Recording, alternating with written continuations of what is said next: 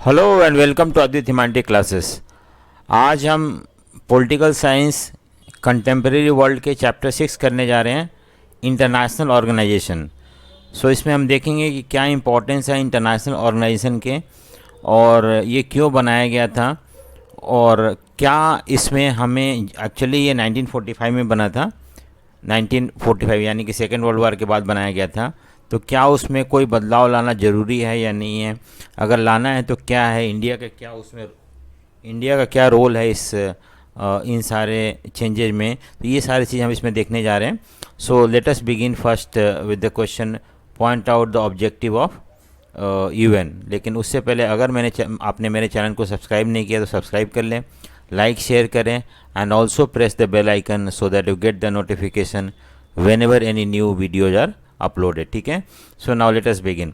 First question ये है कि point out the objective of event, यानी कि इवेंट बनाने का क्या मकसद था, क्यों इवेंट बनाया गया था। ठीक है, so the objective of event are, तो कुछ ऑब्जेक्टिव है। पहला ऑब्जेक्टिव ये है कि टू प्रिवेंट इंटरनेशनल कॉन्फ्लिक्ट। देखो, इंटरनेशनल कन्फ्लिक्ट मतलब होता है कि वर्ल्ड में जो कन्फ्लिक्ट जो भी हो रहे होते हैं उसको रोकना किसी भी तरह से। And to facilitate cooperation among the state, और जो स्टेट, बहुत सारे स्टेट हैं, आपको पता है कि कभी कभी दो स्टेट में वार इसलिए हो जाता है क्योंकि कोई प्लेटफॉर्म नहीं होता जहाँ बैठ कर डिस्कस कर सकें और अपने डिफरेंसेस को दूर कर सके। तो एटलीस्ट इवन वो एक प्लेटफॉर्म प्रोवाइड करेगा जहाँ पे कि कंट्री जो भी डिफरेंसेस है उसको बैठ के रिजोल्व कर सकते हैं। तो ये पहला मकसद था। सेकंड था, ऑब्जेक्टिव था, it was founded with the hope that it would be able to act to stop the conflict between states escalating into war, and if war break out limit the extent of the hostility. देखो, अगर एक तो कोई पहले इनका ये सोच था कि किसी भी तरह से हमें वार नहीं होने देना है। अगर मान लो दो कंट्री के बीच में वार हो भी जाते हैं तो कोशिश करना है कि उनका जो वार हो जल्दी ख़त्म हो जाए और नुकसान ज़्यादा ना हो। सो ये भी इसका एक ऑब्जेक्टिव था। तीसरा ऑब्जेक्टिव है कि UN was initiated to bring countries together to improve prospect of social and economic development. देखो, सिर्फ वार और पीस ही लाना मकसद नहीं था, सोशल और इकोनॉमिक डेवलपमेंट। अब इकोनॉमिक डेवलपमेंट मतलब तो हमें पता है कि तो आपको पता है कि सारे कंट्री इक्वली डेवलप नहीं है, कुछ कंट्री लेस डेवलप है, अंडर डेवलप्ड है। तो इन सारे कंट्रीज में भी डेवलपमेंट लाना भी एक ऑब्जेक्टिव था, हेल्प करना इन कंट्रीज को जिससे कि वो डेवलप हो सके।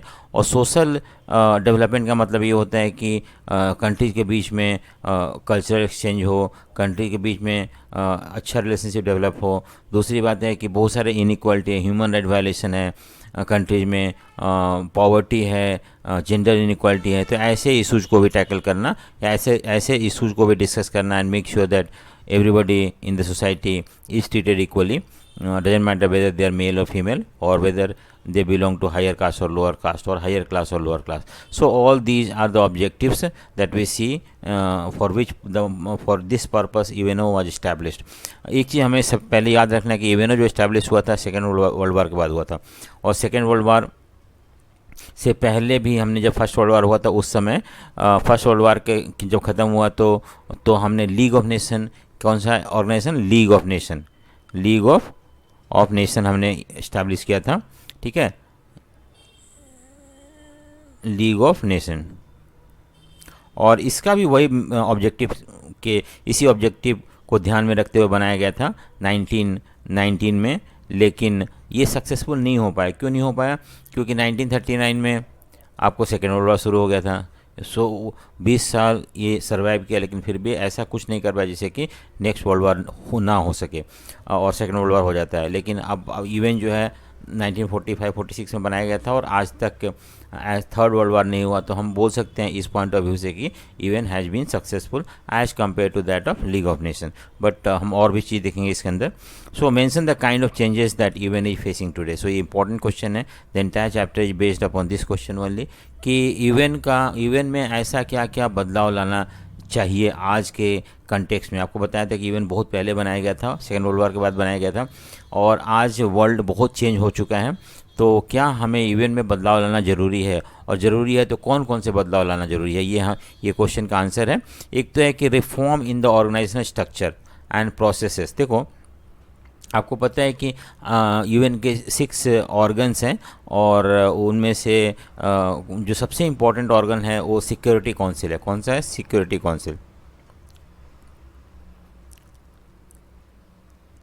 सिक्योरिटी काउंसिल जो है, उसके बाद सेक्रेटेरिएट है, जनरल असेंबली है, ट्रस्टीशिप काउंसिल है, इंटरनेशनल कोर्ट ऑफ जस्टिस है और एक है। तो इस तरह से 6 ऑर्गन है।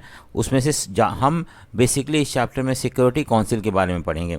सिक्योरिटी काउंसिल का क्या रोल है, क्यों हम सिक्योरिटी काउंसिल में बदलाव लाना चाहते हैं, इंडिया का क्या ओपिनियन है इसके ऊपर, क्या सिक्योरिटी काउंसिल चाहता है बदलाव हो या नहीं हो, अगर नहीं चाहता तो क्यों नहीं चाहता है, ये सारे क्वेश्चंस के आंसर हम जानने की कोशिश करेंगे इस पर।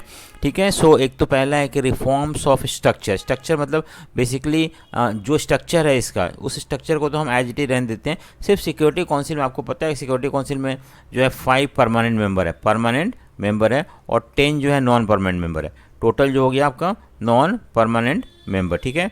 तो टोटल 15 मेंबर है यहाँ पे।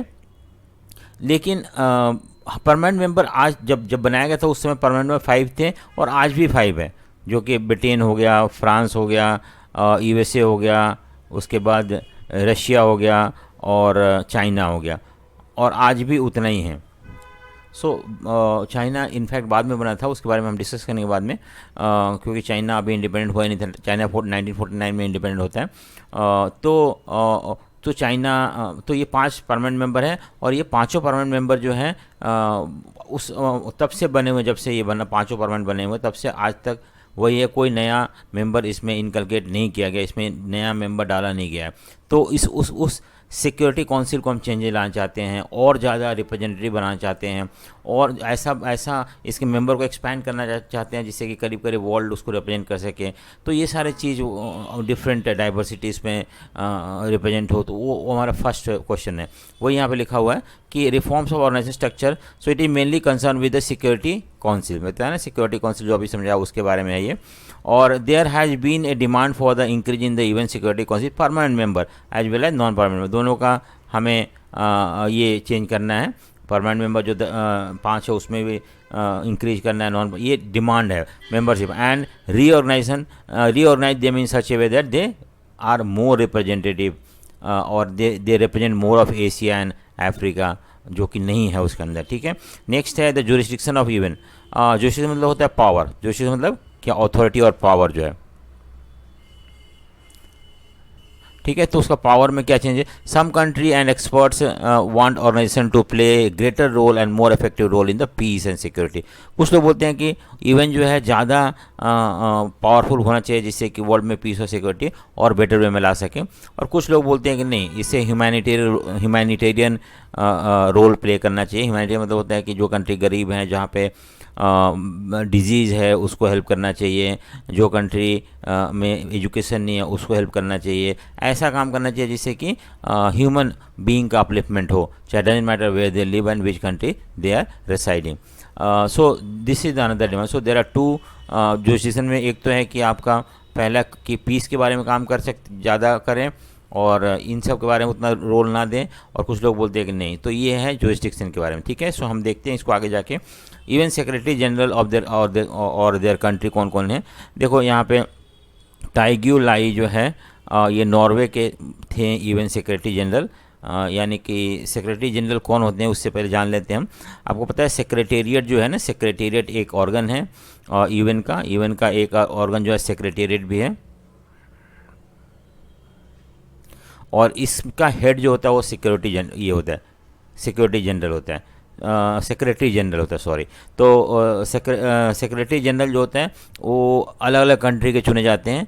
तो सबसे पहला जो था ये नॉर्वे के थे, उसके बाद हैमर्स जॉल्ड ये स्वीडन के थे, उसके बाद यू थैंड जो थे बर्मा के थे, उसके बाद कर्ट वाल्डिम जो ऑस्ट्रेलिया के थे, उसके जैविनर प्रेज डी सेवलर ये पेरू के थे, बुर्थोस घाली जो थे वो इजिप्ट के थे, कॉफ़ी अनान बने वो घाना के थे, एंड बॉन की मोन जो थे साउथ अफ्रीका के थे। ठीक है। सो ये आपको लर्न करना है, कभी कभी दे देते हैं क्वेश्चन कि घाना के कौन से क्या नाम है उनका, जो कि सेक्रेटरी जनरल बने थे सेक्रेटेरिएट के। सेक्रेटेरिएट इनफैक्ट वो ऑर्गन है जो कि डे टू डे एक्टिविटीज़ को देखता है। इवन के डे टू डे एक्टिविटी को देखने वाला ऑर्गन है। नेक्स्ट आता है हमारा what all criteria has been propose for becoming new permanent member and non permanent member. तो आपको मैंने ऊपर ये बात किया था कि जो परमानेंट मेंबर है उनको और ज़्यादा बढ़ाना है जिससे कि वर्ल्ड को रिप्रेजेंट कर सके। तो कुछ क्राइटेरिया डेवलप किया गया है यूएन के द्वारा। अगर ये क्राइटेरिया फुलफिल होता है तो country can be included in permanent and non permanent member. एक तो सबसे पहला है कि कंट्री जो होते हैं मेजर इकोनॉमिक पावर हो, इकोनॉमिक पावर मतलब डेवलप कंट्री होनी चाहिए। अब इसमें ये नहीं लिखा हुआ कितना डेवलप, अब इससे कन्फ्यूजन होता है, वो लोग एक्सेप्ट कर लेते हैं वो डेवलपमेंट तो ठीक है वो बन जाएगा। मेजर मिलिट्री पावर ये होना ज़रूरी है in order to be a member of new permanent member या नॉन परमानेंट। अब कितना military power, how can we measure that whether that criteria that has been fixed by even fulfill हो रहा है कि नहीं हो रहा है, ये तो पॉसिबल नहीं है। नेक्स्ट है कि substantial contributor to UN budget. UN budget मतलब होता है कि आपका यूएन का तो अपना कोई टैक्स नहीं कलेक्ट कर सकता है, तो उसका पैसा मेंबर कंट्री से आता है। तो हर मेंबर कंट्री कुछ ना कुछ कंट्रीब्यूट करता है, और ज़्यादा जो कंट्रीब्यूट करता है उसको चांस मिलेगा। अब ज़्यादा कितना ज़्यादा ये भी नहीं मेंशन किया गया है। और big nation in terms of population, चलो ठीक है, तो इसमें हम देख सकते हैं चाइना ऑलरेडी है, इंडिया सेकेंड लार्जेस्ट है, तो इंडिया का चांसेस यहाँ पे ज़्यादा बन जाता है। ठीक है, इंडिया भी कंट्रीब्यूट कर रहा है यूएन बजट में जब से इंडिया ज्वाइन किया है। Economic power, no doubt India is emerging as economic power, ये भी क्राइटेरिया इंडिया को सूट करता है। मेजर मिलिट्री पावर है, ठीक है, बाकी बहुत सारे कंट्री हैं हमसे ज़्यादा, लेकिन India is also a military power. A nation that respect democracy and human right, ये इंपॉर्टेंट है। जब से इंडिया आज़ाद हुआ है तब से इंडिया में डेमोक्रेसी है, कभी डेमोक्रेसी डिरेल नहीं हुआ है। ह्यूमन राइट को भी रेस्पेक्टेड, एवरी कंट्री से that they are respecting, India also से, but there is human right in India and also democracy there. So this is also making India a good contestant for becoming a permanent member. Next है कि country that would make the council more representative of world diversity in terms of geography, in terms of economic system as well as culture. तो no doubt India इस criteria को fulfil करता है। India में बहुत सारे डाइवर्सिटी के लोग रहते हैं, Muslim, Hindu, Christian, Sikh, everybody lives together here. And also geographically बड़ा है, इकोनॉमिक सिस्टम भी इसका इकोनॉमी, इंडिया का इकोनॉमी बहुत बड़ा है। कल्चरल वाइज भी बहुत सारे कल्चर के लोग रहते हैं। सो इवन बोलता है कि ये क्राइटेरिया जो फुलफिल करता है he can, that country can become member of, can बोलते हैं, ये नहीं कि बन ही जाएगा। इसमें बहुत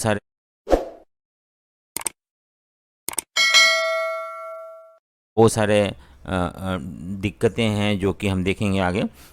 नेक्स्ट है यूएन कब बना था, 1945 बना था 24 अक्टूबर को। सो कभी कभी क्वेश्चन दे देते हैं तो लर्न करना होता है हमें ये। नेक्स्ट है हाउ मेनी मेंबर्स, 2006 में कितने मेंबर थे, तो 192 कंट्री, वर्ल्ड के almost countries of the world are member of UN. Who are the first secretary general of, तो मैंने UN, who are the present secretary general of UN, तो Ban की moon है।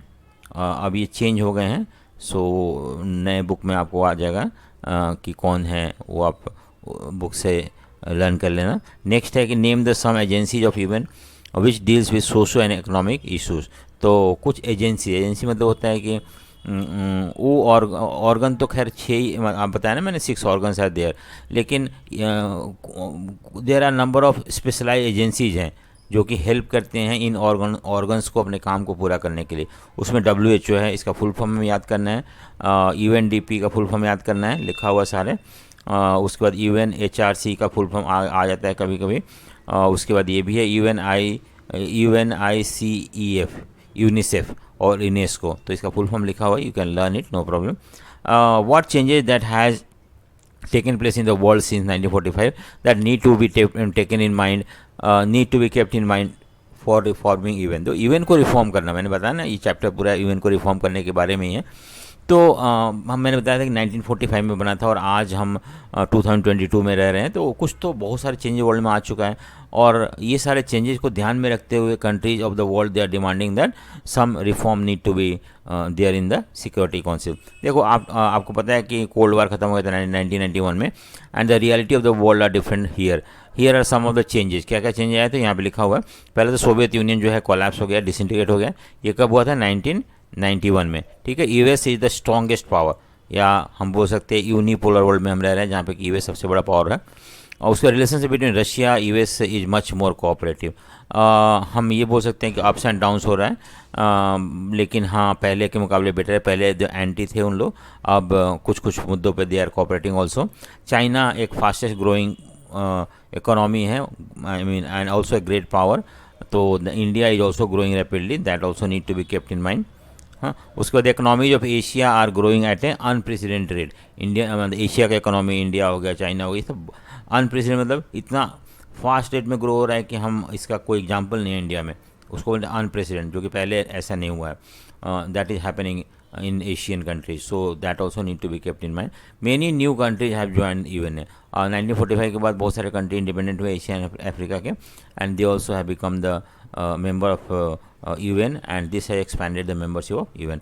A whole new set of challenges confront the world like genocide. Genocide में तो होता है mass killing, government बहुत सारे लोगों को मार देता है, सिविल वार हो गया, वार with in the country, ethnic conflict जैसे श्रीलंका में हुआ था तमिल और सिन्हालाज के बीच में, टेररिज्म सबसे बड़ा मुद्दा है, न्यूक्लियर प्रोलिफरेशन यानी कि न्यूक्लियर वेपन जो है मल्टीप्लाई हो रहा है, बढ़ रहा है वर्ल्ड में, क्लाइमेटिक चेंज हो रहा है। तो ये सब चीज़ को हमें ये चैलेंजेस जो अब 1970 80 के बाद हम देखते हैं कि शुरू हो जाता है, तो इस कंटेक्स्ट में भी हमें इवेंट को ऐसा करना चाहिए जिससे कि ज़्यादा रिप्रेजेंटेटिव हो और उसके स्ट्रक्चर में चेंज लाना जरूरी है। ठीक है, नेक्स्ट क्वेश्चन हम मूव करते हैं।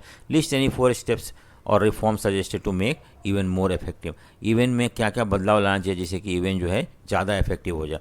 देखो, सर्टेन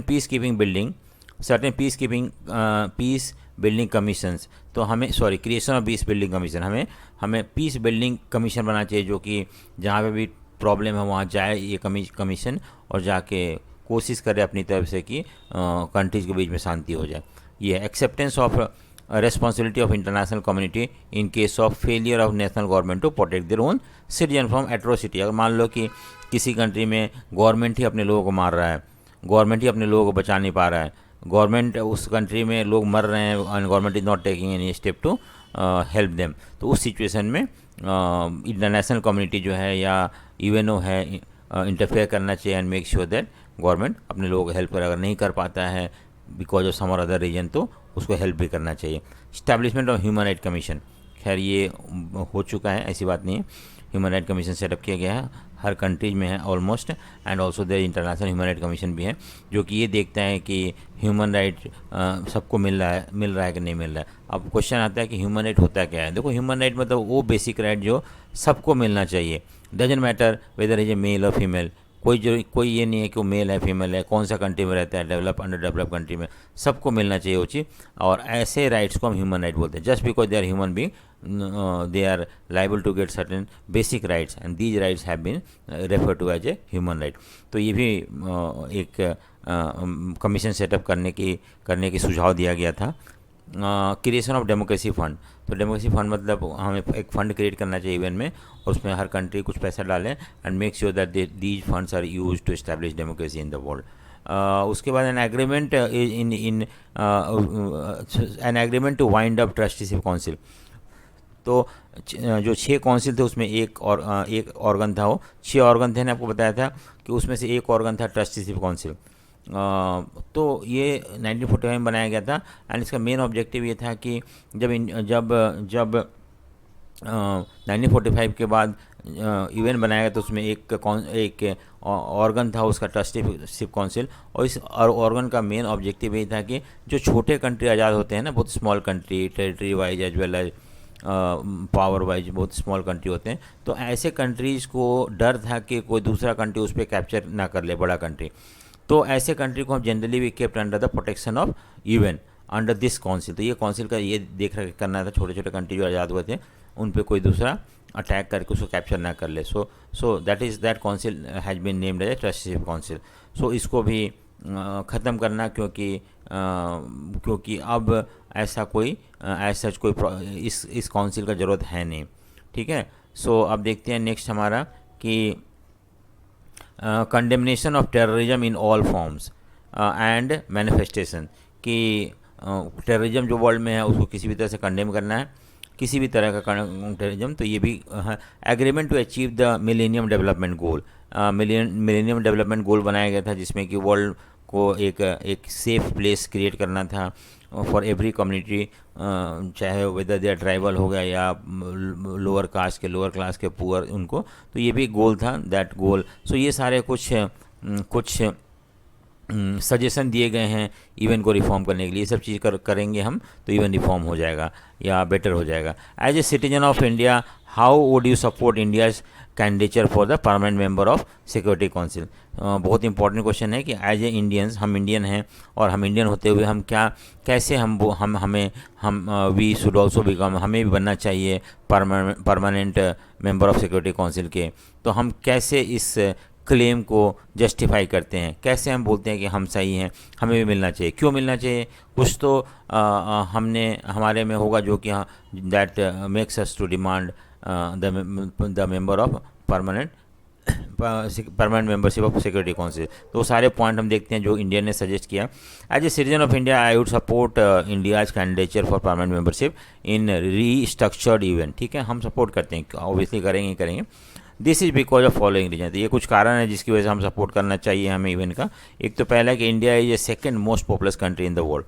आपको पता है कि 1/5 of the world population India में रहता है, और अगर इंडिया को परमानेंट मेंबर बना दिया जाता है तो 1/5 ऑफ पॉपुलेशन को रिप्रेजेंट करेगा इंडिया। तो इसलिए इंडिया को मिलना चाहिए, ठीक है, पॉपुलेशन वाइज। दूसरा, India is also world largest democracy. मैंने बताया ना कि बहुत ज़्यादा लोग यहाँ पे डेमोक्रेसी में पार्टिसिपेट करते हैं। वर्ल्ड लार्जेस्ट डेमोक्रेसी, और डेमोक्रेसी कभी भी यहाँ पे ख़त्म नहीं हुआ है जब से इंडिया आज़ाद हुआ है। So this is also one of the reason why we claim that India should be the member of Security Council. India has participated in virtually all the initiative of UN. Its role in UN peacekeeping efforts is long and substantial. देखो, हम क्या बोलते हैं कि हमने जितने भी सारे इनिशिएटिव यूएन ने लिया है वर्ल्ड में शांति लाने के लिए या कोई डेवलपमेंट, इकोनॉमिक और सोशल डेवलपमेंट के लिए, इंडिया ने उसमें पार्टिसिपेट किया है।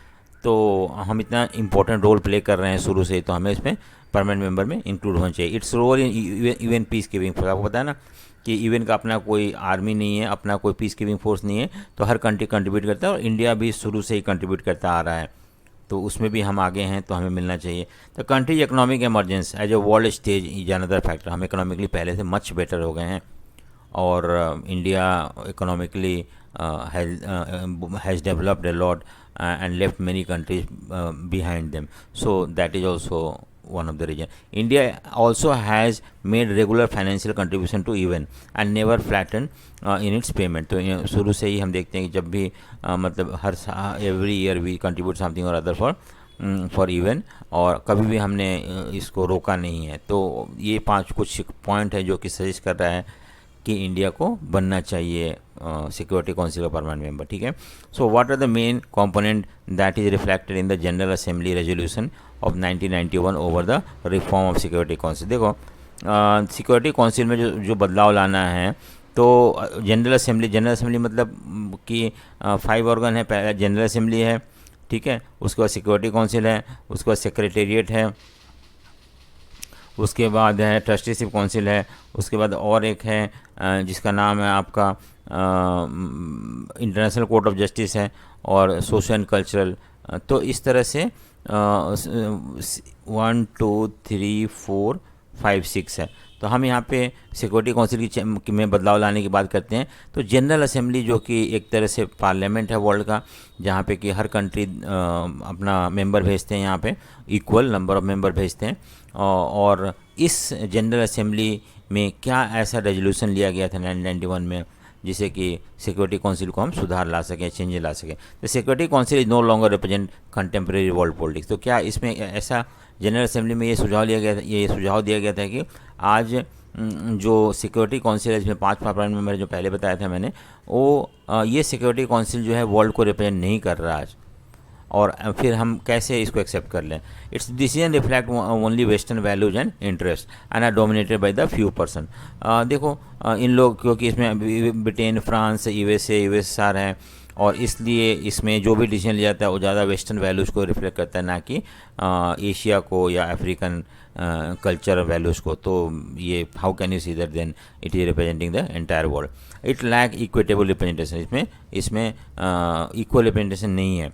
हर कंट्री को नहीं मिला हुआ, इसमें हर कॉन्टिनेंट से इसमें मेंबर नहीं आए हुए। सो ये कुछ ऑब्जेक्शन जनरल असेंबली ने रेज किया था 1991 में, और because of these objection we need to reform the security council. How many permanent member and non permanent member, चलो ठीक है, परमानेंट 5 हैं और नॉन परमानेंट जो है 10 मेंबर है। वीटो पावर होता है कि बहुत इंपॉर्टेंट है, and this is veto power that make security council very powerful. Veto power जो एक ऐसा पावर है कि देखो, अगर मान लो वीटो पावर कोई भी वीटो पावर में कोई भी इशूज़ को डिस्कस किया जाता है, अगर उसमें से एक भी मना कर देता है ना, तो फिर वो डिस्कशन वहीं पे ख़त्म हो जाएगा। सो अगर कोई भी डिसीजन लिया जाता है सिक्योरिटी काउंसिल के द्वारा, तो all 5 member must agree with, then only that decision will be taken up. And तो इस तरह से this is the importance of veto power और इम्पोर्टेंस ऑफ 5 परमानेंट मेंबर की। कोई भी डिसीजन, मान लो कि अगर इवन में सिक्योरिटी काउंसिल में डिसाइड किया जा रहा है कि हमें नॉर्थ कोरिया पे अटैक करना है, और उनमें से एक भी मना कर देता है, अगर चाइना मना कर देता है, तो फिर ये नहीं, इवन इस प्रोपोजल को आगे नहीं बढ़ाएगा। सो दिस, अगर मान लो सारे के सारे नॉन परमानेंट मेंबर एग्री हैं, फिर भी एक ने अगर एक मना कर देता है परमानेंट मेंबर, तो उस डिसीजन को नहीं लिया जाएगा। इसी को बोलते हैं वीटो पावर। समझ में आ गया होगा। सो नाउ नेक्स्ट क्वेश्चन जो है, can even serve the balance against US dominance. देखो, इवन जो है एक इंटरनेशनल ऑर्गेनाइजेशन है, और आपको पता है कि यूएस जो है वो एक सुपर पावर है। 1991 के बाद US, we live in unipolar world, जहाँ पे एक ही सुपर पावर है, वो यूएसए है। तो क्या यूएन जो है यूएस को कुछ हद तक कंट्रोल करता है, या कुछ हद तक उसके पावर को बैलेंस करने की कोशिश करते हैं? 1991 से पहले तो कोई दिक्कत नहीं था, हमें यूएसएसआर था और दोनों इक्वली पावरफुल थे। तो अगर मान लो यूएन कुछ गलत करता है, तो देर यूएसएसआर उसको थ्रेटन कर सकता था, उसको रोकने की कोशिश कर सकता था। And this is one of the reason why cold war did not turn up into hot war. लेकिन क्या यूएसएसआर के डिक्लाइन के बाद, यूएसएसआर के डिसइंटीग्रेशन के बाद, क्या यूएन वो रोल प्ले करना शुरू कर दिया? हाँ, यही हम इस क्वेश्चन का आंसर है। क्वेश्चन समझते हैं तो आंसर इजीली हमें समझ में आने लगता है। Among the concern about the reform and restructuring of UN, it is hoped that these changes could help UN to cope up better into unipolar world. Unipolar world मैंने अभी बताया था, जहाँ पे एक ही सुपर पावर होते हैं। तो हमें ऐसा लगता है कि हम यूएन को रिफॉर्म करते हैं, यूएन में जो रिफॉर्म लाने की बात करेगी, अगर वो रिफॉर्म लाई जाती है, तो ऑटोमेटिकली यूएसए को कुछ हद तक यूएस का जो हेजेमनी है उसको कुछ हद तक हम कंट्रोल कर पाएंगे। Even after these reforms, it is most possible for UN to maintain balance against dominance due to following reason। लेकिन कुछ लोग बोलते हैं कि नहीं, हम कितना भी चेंजेस लेके आ जाए यूएन में, लेकिन हम यूएस को कंट्रोल नहीं कर पाएंगे। क्यों? देखो, with the disappearance of Soviet Union, the US stand as the only super power. Its military and economic power allow it to ignore UN. देखो, आज यूएस इतना मिलिट्रीली पावरफुल है, इतना इकोनॉमिकली पावरफुल है कि वो यूएन का कोई भी डिसीजन को इग्नोर कर सकता है और अपना मर्जी से काम कर सकता है। तो हम कैसे UN can act as a balance of power in the unipolar world? हाँ, विद इन, दूसरा क्या है कि within UN the influence of US is considerable as a single largest contributor to UN. देखो, यूएन जो है, US जो है बहुत ज़्यादा कंट्रीब्यूट करता है यूनाइटेड नेशन में, और जो ज़्यादा कंट्रीब्यूट करता है उसका ज़्यादा बात कोई अहमियत होती है। US has unmatched financial power, जिसको हम मैच कोई भी नहीं कर सकता है। यूएस इज़ फिजिकली, और यूएन जो है ना, वो कहाँ पे है? यूएस के अंदर है, यूनाइटेड स्टेट ऑफ अमेरिका में है। तो उसका जो बिल्डिंग है और ऑफिसेस है वो वाशिंगटन में है, और इससे यूएस को ज़्यादा एडवांटेज। जैसे मान लो कि इंडिया में कोई यूएन का बिल्डिंग होता, तो इंडियन गवर्नमेंट के साथ अच्छा ये होता। सो वही चीज़ वहाँ पे है कि यूएस में यूएन का जो फिजिकली कहाँ पे लोकेटेड है, वाशिंगटन में, और ये भी एक हेल्प करता है यूएस को अपना इन्फ्लुएंस शो करने के लिए। नेक्स्ट है कि the US also has many nationals in US bureaucracy. तो यूनाइटेड नेशन में बहुत सारे यूएस के लोग काम करते हैं, और ये भी एक एक्स्ट्रा एडवांटेज देता है। With the veto power, US can stop any moves that it find damaging to the interest of US और इट्स फ्रेंड। अगर मान लो कोई भी ऐसा मूव यूएन सिक्योरिटी काउंसिल में लिया जाता है, तो यूएस उसको वीटो कर सकता है। एक बार वीटो कर दिया तो फिर उस मैटर को लिया नहीं जा सकता है, अगर वो इशू जो है यूएस के इंटरेस्ट को हैम्पर करता है या उसके एलाइज को हेल्प ये करता है। हाँ, so for how many year. ठीक है, नेक्स्ट क्वेश्चन है कि कितने साल तक नॉन परमानेंट मेंबर सर्व कर सकते हैं? सो सिर्फ 2 साल तक उसको हाउ मेनी कंट्रीज है वीटो पावर, 5 कंट्री उनके नाम लिखे हुए हैं यहाँ पे, ठीक है। सो फ्रांस है, चाइना है, यूएसएसआर है, रशिया। पहले हम यूएसएसआर बोलते थे, अब हम रशिया। यूके मतलब होता है ब्रिटेन या यूनाइटेड किंगडम, यूएसए, ठीक है, फ्रांस। ये 5 कंट्री में क्यों इनको इनको परमानेंट मतलब वीटो पावर है, ये भी जानने की कोशिश करते हैं कि क्यों ऐसा है कि इन सिर्फ 5 कंट्री को मिला हुआ। These country were given power और privilege position as to bring about stability in the world after second world war. देखो सेकेंड वर्ल्ड वार के बाद वर्ल्ड में बहुत ज़्यादा इनस्टेबिलिटी आ गया था। तो अब आपको पता है कि अगर मान लो हम पुलिस को ज़्यादा पावर क्यों देते हैं, हम पुलिस को ज़्यादा पावर ये इसलिए देते हैं कि उन लोग चीज़ को कंट्रोल कर सकें। अगर मान लो पुलिस का भी पावर आम आदमी जैसे पावर होता तो फिर आम आदमी क्यों सुनते हैं उनकी। हाँ, कैसे वर्ल्ड आई मीन कोई भी कंट्री में पीस ला सकते हैं या कैसे कैसे चीज़ों का हैंडल कर सकते हैं। यही सिचुएशन वहाँ पे भी आया था जब सेकेंड वर्ल्ड वॉर हुआ था, तो वर्ल्ड में बहुत ज़्यादा डिस्टर्बेंसेस था। अब वर्ल्ड में पीस लाना था और पीस लाने के लिए हमें कुछ कंट्री को ज़्यादा पावर और प्रिविलेज मिलना चाहिए, and that is the reason Y ये 5 परमानेंट मेंबर है उनको एक्स्ट्रा प्रिविलेज या पोजीशन दिया गया था, जिससे कि वो लोग वर्ल्ड को स्टेबल बना सके सेकेंड वर्ल्ड वॉर के बाद, ठीक है। So without the veto power there is a danger as in 1945 that great power would also lose interest in the world body. अगर मान लो कि इनको हम वीटो पावर नहीं देते हैं तो इन लोग इसमें इंटरेस्ट लेना छोड़ देंगे, इवन में सिक्योरिटी काउंसिल में जब इंटरेस्ट लेना छोड़ देंगे तो अपना मर्जी का करेंगे और उस सिचुएशन में उनको संभालना बहुत मुश्किल हो जाएगा। So they have been made part of the security council permanent member and so that they feel responsible and world में पीस लाने की कोशिश करें, ना कि अपने मर्जी से जो मर्जी हो करे। नेक्स्ट है कि they would also do what they please out से। अगर अगर अगर अगर इनको परमानेंट वीटो पावर नहीं दिया था तो अपने मर्जी से जो मर्जी हो करते, वो और ज़्यादा खतरनाक हो सकता था। हाँ, ठीक है। So without their support and improve and involvement the body would be inefficient. ये भी है कि जब तक ये सपोर्ट नहीं करेंगे, अपना सहयोग नहीं देंगे, तो ये इवन फिर जस्ट एक इनफेक्टिव बॉडी बन के रह जाएगा, ठीक है। So write a short note on the security council and B जो है ECOSCO। देखते हैं क्या है ये सिक्योरिटी काउंसिल क्या था। सिक्योरिटी काउंसिल के बारे में बता चुका हूँ, वैसे आपको पता है 5 परमानेंट मेंबर होते हैं, वीटो पावर होता है। और इकोनॉमिक एंड सोशल काउंसिल ये क्या है, एक ECO मतलब इकोनॉमिक हो गया, और सोशल सोशल और काउंसिल, ठीक है। मेन फंक्शन जो था look after economic and social welfare of the member country. जो भी कंट्री है उनका इकोनॉमिक और सोशल वेलफेयर के बारे में सोचना, ह्यूमैनिटेरियन वर्क करना, ये काम है। How many times in up to 2006 different permanent member have use the veto power. तो एक तो देखो यूएसए ने 82 टाइम यूज़ किया है अभी तक वीटो पावर। रशिया 122, सबसे ज़्यादा रशिया ने किया है। उसके बाद यूके सिर्फ 32 टाइम, चाइना सिर्फ 4 टाइम किया है, और फ्रांस 18 टाइम किया है। तो जब भी इन्होंने ये सारे वीटो पावर यूज किए हैं तो उस समय जो भी डिस्कशन होता है वो वहीं पे लैप्स हो जाता है, क्योंकि ये इसी का मतलब इसी यही this is what veto power is. Name one country each from the continent of America, Africa, Asia and Europe where its even peace keeping force operation was administered. तो आर्मेनिया में हाटी में भेजा गया था UN peace keeping force, Africa के Sudan और Ethiopia में भेजा गया था, यूएन पीस कीपिंग फोर्स भेजा गया था वहाँ पे, साइप्रस में, इजिप्ट में, यूरोप में साइप्रस और जॉर्जिया में भेजा गया था, और एशिया में सीरिया और अफगानिस्तान भेजा गया। तो ये सारे जगह थे जहाँ पे यूएन पीस कीपिंग फोर्स भेजा गया था पीस लाने के लिए। In which year the membership of security council was expanded. तो एक चीज़ मैंने बताया ना कि चाइना बाद में बना था। देखो membership of UN security council expanded from 11 to 15। कब हुआ था ये? 1965 में हुआ था, ठीक है। 5 परमानेंट मेंबर तो शुरू से ही, और जो थे ये नॉन परमानेंट मेंबर का जो था उसको हमने एक्सपैंड कर दिया था, 15 कर दिया था, ठीक है, 1965 में। In what ground India has supported the restructuring. हम इंडिया क्यों डिमांड करता है कि इवन को रीस्ट्रक्चर करना चाहिए? सो इंडिया का कुछ अपना क्राइटेरिया जिस बेसिस पे वो डिमांड करता है। एक तो पहला है कि India is believe that the strengthening and revitalised even is desirable for changing world. तो वर्ल्ड में जो भी बदलाव चेंज आ रहा है उस चेंज में हमें इवन को रिफॉर्म करना जरूरी है, स्ट्रेंथन करना जरूरी है।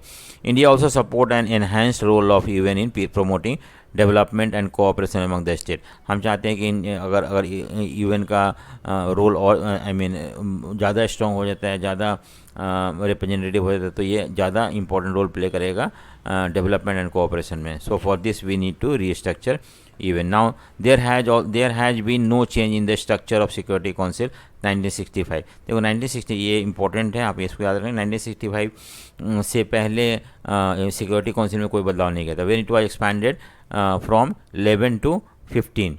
हाँ, पहले 11 थे, 5 और 6, 5 मेंबर थे परमानेंट थे और प्लस 6 जो थे नॉन परमानेंट मेंबर थे. ठीक है, बाद में हमने इसमें प्लस और 4 कर दिया, अब टोटल ये 15 हो गए. तो इस तरह से India consider that this has harm the representative character of security council. India बोल लगता है कि इससे इतना ज़्यादा रिप्रेजेंटेटिव इवन नहीं है. So it has also argued that expanded council with more representative will enjoy greater support in the world community. अगर इसको एक्सपैंड करते हैं और ज़्यादा कंट्री रिप्रेजेंट करते हैं तो इससे ज़्यादा इंटरनेशनल कम्युनिटी का सपोर्ट मिल पाएगा.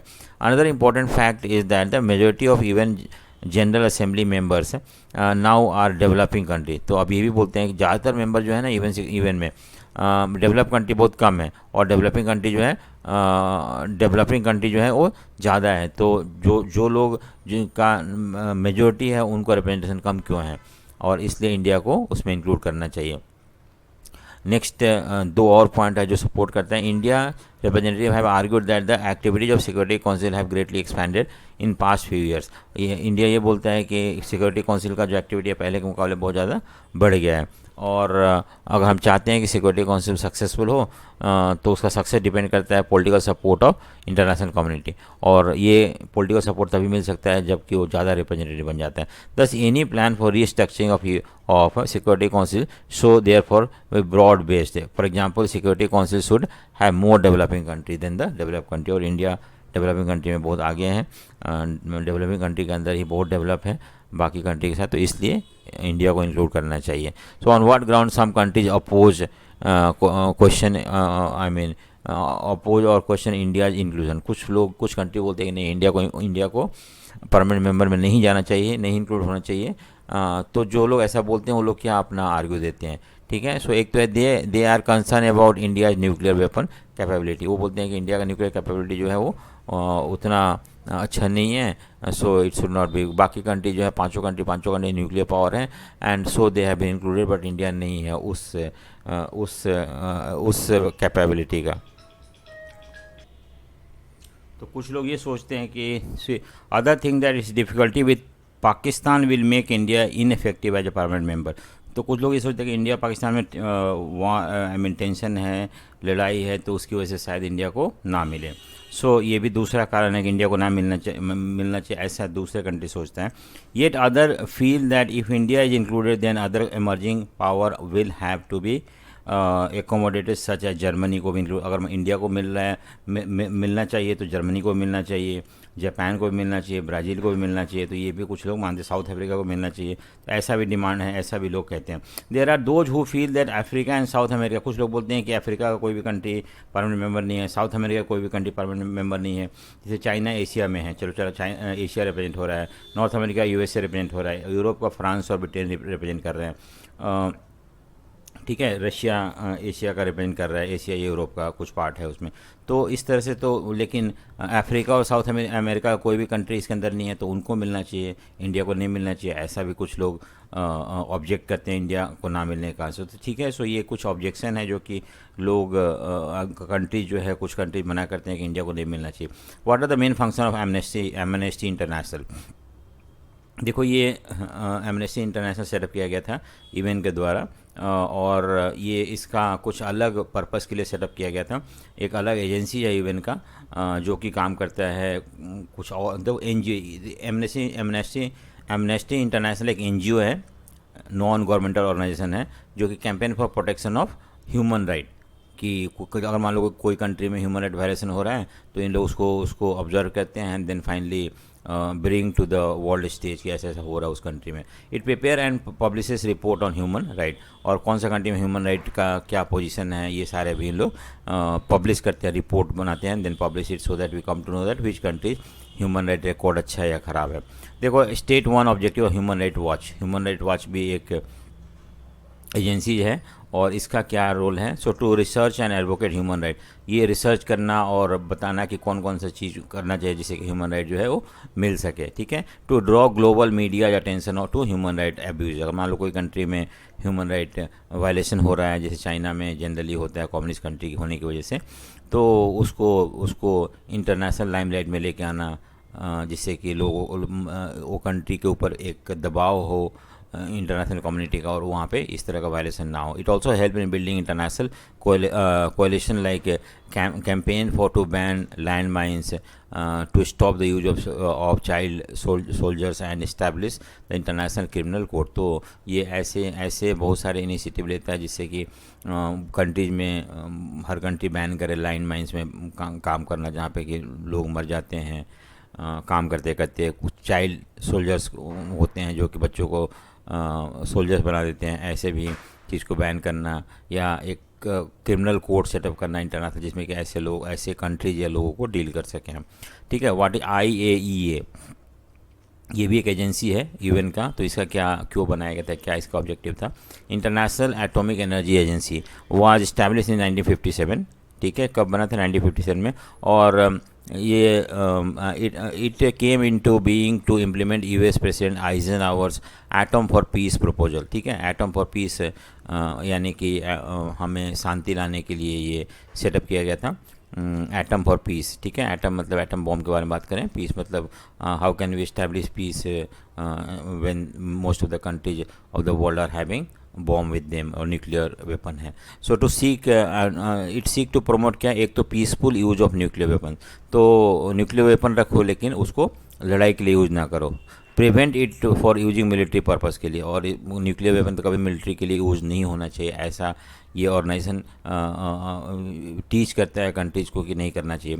It's inspect nuclear facilities all over the world to ensure that civilian restore reactors are not being use for military purpose के लिए।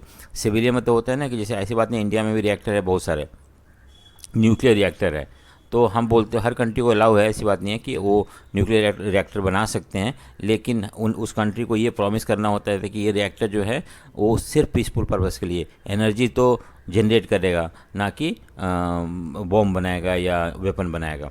तो ये भी इंस्पेक्ट करते हैं और देखते हैं कि हर कंट्री जहाँ पे भी न्यूक्लियर रिएक्टर है वो सिर्फ एनर्जी पर्पज़ के लिए यूज़ किया जा रहा है, ना कि न्यूक्लियर वेपन बनाने के लिए, ठीक है।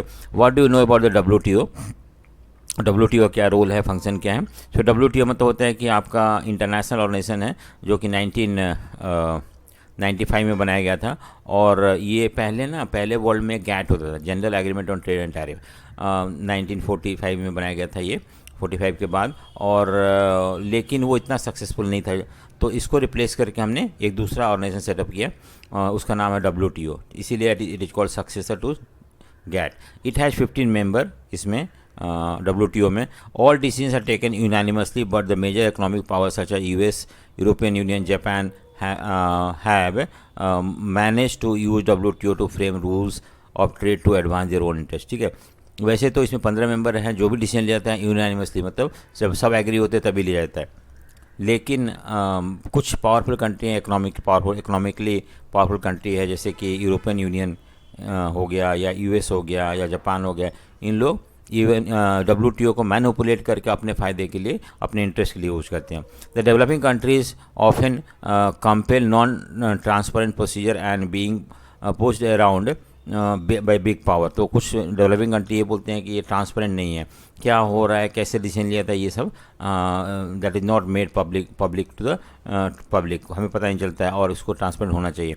Main function is to set the rules for the international trade, and WTO का मेन यही है कि आज हम ग्लोबलाइज वर्ल्ड में रह रहे हैं, और ये ग्लोबलाइज वर्ल्ड में कुछ तो इंस्टीट्यूशन होना चाहिए जो कि ट्रेड को कंट्रोल करे, ट्रेड स्मूथली फंक्शन हो, स्मूथली कैरी ऑन कर सकें, उसके लिए रूल्स एंड रेगुलेशन बनाए, and make sure that everybody follow these rules and regulation in the world, so that world trade globalization can run smoothly in the world, so that work is perform by WTO, ठीक है।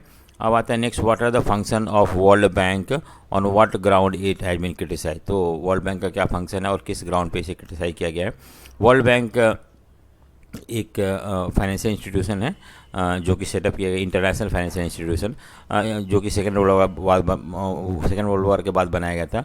और इसका जो focus है वो developing countries है उनको help करना फाइनेंशियली, जिससे कि वो अपने प्रॉब्लम से, डेवलपमेंट से ओवरकम कर सके। So it's work for human development, education, health के लिए हेल्प करते हैं। ये आपका वर्ल्ड बैंक पैसा देता है गरीब कंट्रीज में, लोन देता है जिससे कि वहाँ पे हेल्थ और एजुकेशन, इंफ्रास्ट्रक्चर बेटर हो, एग्रीकल्चर के लिए, रूरल डेवलपमेंट के लिए, इरिगेशन के लिए काम पैसा देता है, रूरल डेवलप सेक्टर को डेवलप करने के लिए, एनवायरमेंटल प्रोटेक्शन के लिए, इंफ्रास्ट्रक्चर में रोड वगैरह बनाने के लिए, उसके बाद गवर्नेंस मतलब एंटी करप्शन के लिए। तो ये सारे फंक्शन है इसके, ठीक है। It also provide loans and grant to the member country, चलो उनको भी लोन देता है। क्रिटिसिज्म क्या है कि economic agenda for the poorer country and put strict conditions whenever it gives loan for forcing free market। तो कुछ लोग बोलते हैं कि WTO जो है रिच कंट्री यूज़ करते हैं अपने फ़ायदे के लिए, और इन लोग जो डेवलपिंग कंट्री को पैसा देते हैं, लोन देते हैं, लेकिन कुछ कंडीशन रख देते हैं जिससे कि जो डेवलपिंग कंट्री वो अपने इकोनॉमी को ओपन अप कर दें और मल्टीनेशनल कंपनी या रिच आके इस कंट्री में पैसा लगा सके। यही 1991 में हुआ था कि हमें पैसे की ज़रूरत थी, हमें $US चाहिए था किसी भी तरह से, और कोई कंट्री लोन नहीं दे रहा था क्योंकि हमने ऑलरेडी लोन ले रखा था बहुत सारे कंट्री से। तो उस समय वर्ल्ड बैंक एग्री होता है कि ठीक है हम आपको लोन दे देंगे, लेकिन एक कंडीशन है कि आपको अपने इकोनॉमिक स्ट्रक्चर को रिफॉर्म करना पड़ेगा, चेंज करना पड़ेगा।